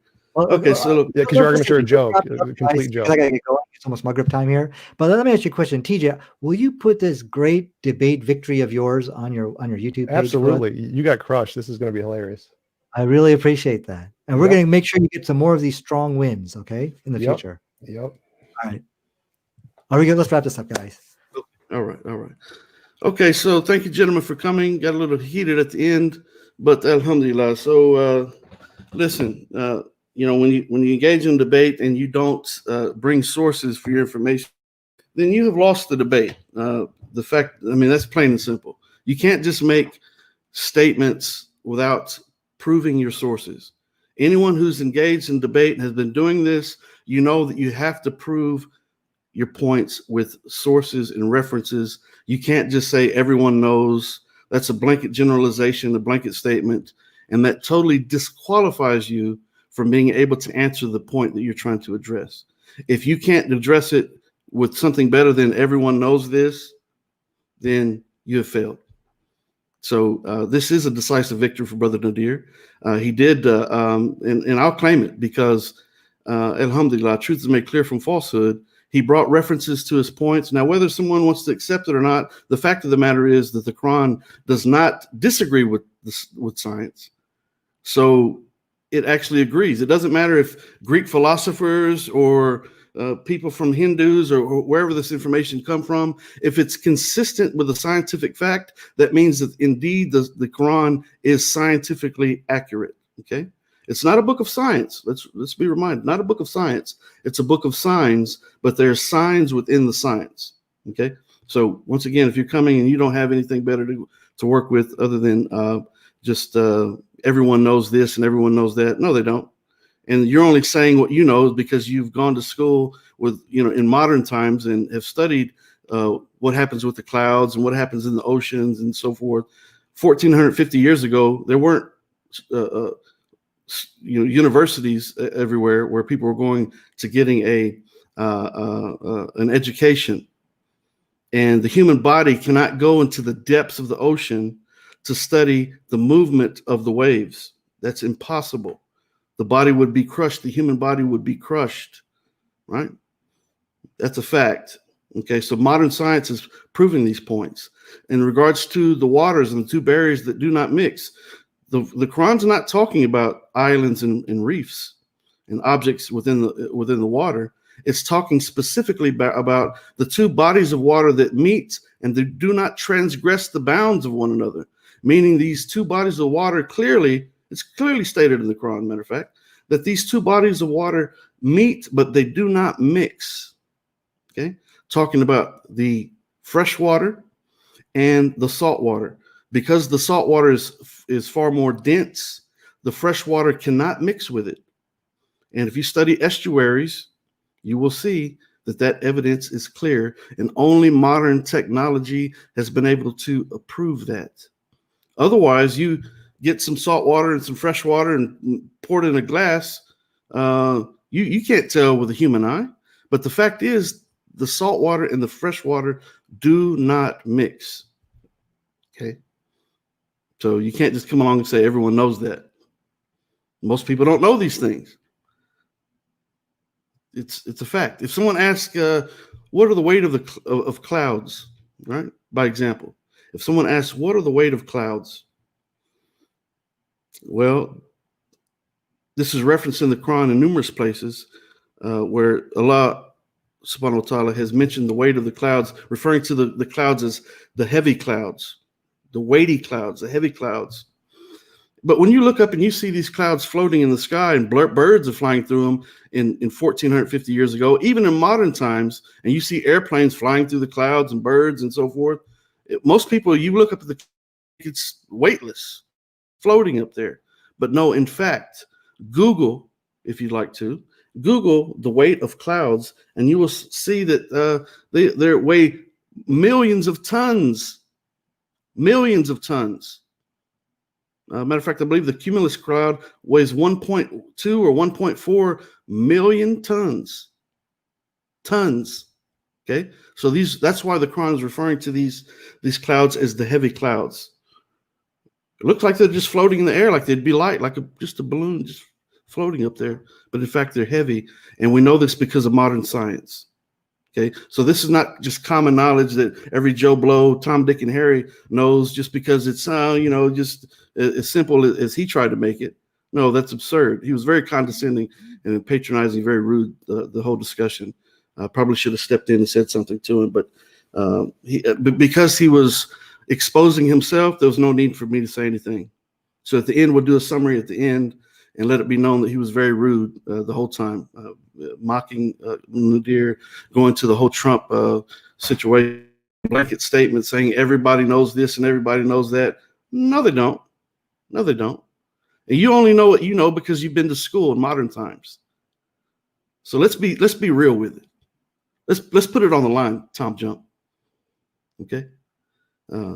So brother Nadir did very well. May Allah subhanahu wa ta'ala bless him for his efforts and his intentions. And may Allah subhanahu wa ta'ala increase us all in wisdom and knowledge and patience in dealing with people who are just rejecting the truth. The fact of the matter is, the point brought up, we're consistent with science, and it doesn't matter. Let's stress this point one more time. It doesn't matter if these points existed in previous writings. That doesn't matter, because we as Muslims believe that Allah subhanahu wa ta'ala, our God, our creator, has sent 124,000 prophets and messengers to mankind throughout the history of the world, sent every group of people a messenger in their own tongue. So this information could have been spread amongst other peoples. And if it's consistent with what the Quran states, alhamdulillah. So it's not a problem. So if there's something in Greek medicine, if there's something in Hinduism, if there's something in the Bible that that's consistent with the Quran, we accept it. Why? Because the Quran is called al-Furqan, the criterion between truth and falsehood. So the Quran is taking the things that are correct and pointing out those things that are correct. And you can't just say, everybody knows that, and try to brush it off like it's nothing, and you have no source of information or references for all these people that you're claiming have all this vast knowledge. Prove it or remain silent. Alhamdulillah Rabbil Alameen. Don't talk without knowledge. Okay, so so we'll leave it at that. If you'd like to support the show, you can do so by clicking on the link that I'm about to share in the chat. May Allah subhanahu wa ta'ala bless you for your efforts and your intentions. We have the Quran initiative that we have going on, as well as the hygiene from the homeless kits that we're putting together, and also the water well campaign. We're trying to get water wells built in the areas of the world where water is scarce. So you can donate to the PayPal link there, or I will also post the GoFundMe link if you'd like to donate to the Dawah Fund that way. And you may have to copy and paste the link into your browser, maybe.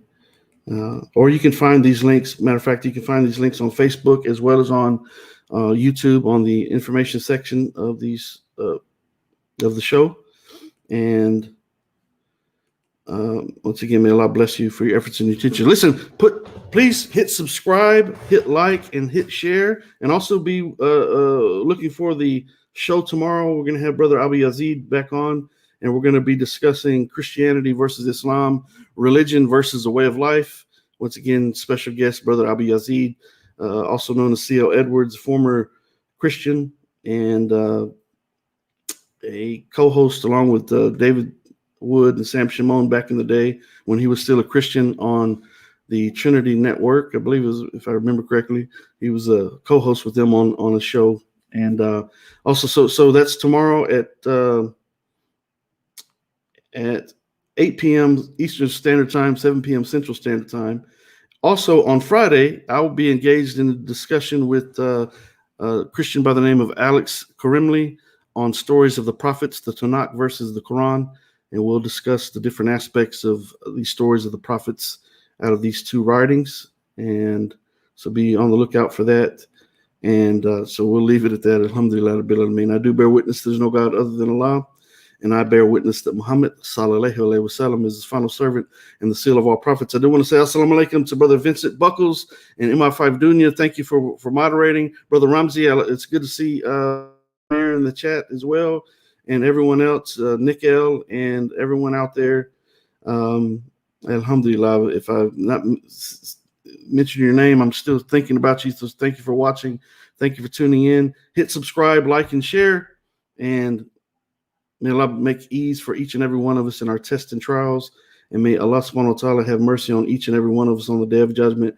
And once again, in closing, I do bear witness there's no God other than Allah. And I bear witness that Muhammad sallallahu alaihi wasallam is the final servant and seal of all prophets. Alhamdulillah Rabbil Alameen. Allahu Akbar, Allahu Akbar,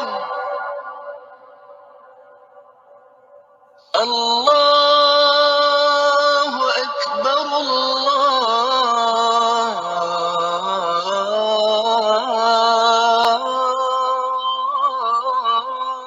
Allahu Akbar. أشهد أن لا إله إلا الله